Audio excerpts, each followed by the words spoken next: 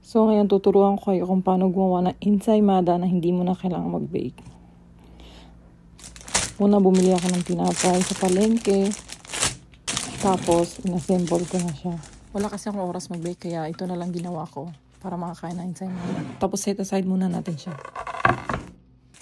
Prepare naman natin yung isang tinapay. Itong isang tinapay na to, wala naman siyang palaman sa loob. Kaya ito yung gagawin natin ube ensaymada. Mag-prepare ng bowl. Lagyan ng 100 grams of butter. Unsalted butter pala itong ginamit ko. Tapos, gamitan nyo ng hand mixer. Tapos, pag nag-double na yung size niya, add the 100 grams of powdered sugar. Then, mix ulit. Add 1 tablespoon of fresh milk. Then, mix. Then, pag okay na, haluin nyo lang saglit.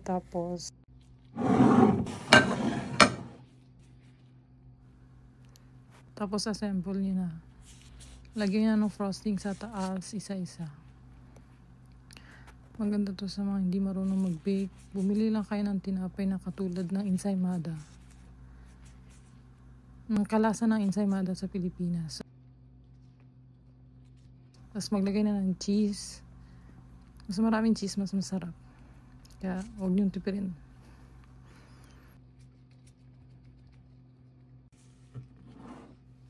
Tapos okay na to, set aside natin saglit para gawin naman natin yung ube na frosting.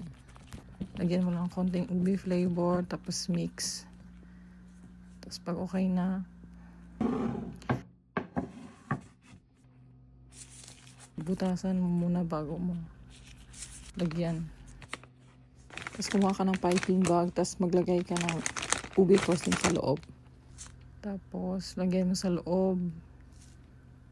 Isa-isa. Yan. Siyempre, huwag mo rin kalimutan lagyan sa taas para mas masarap.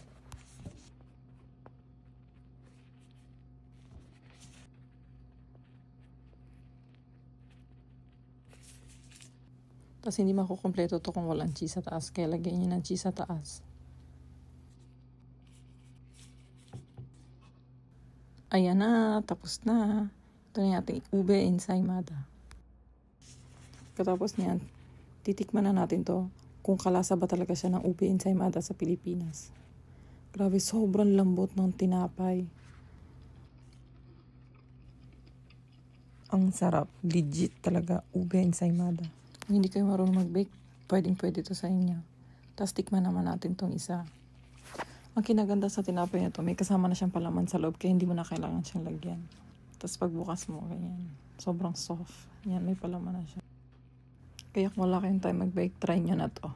Bye!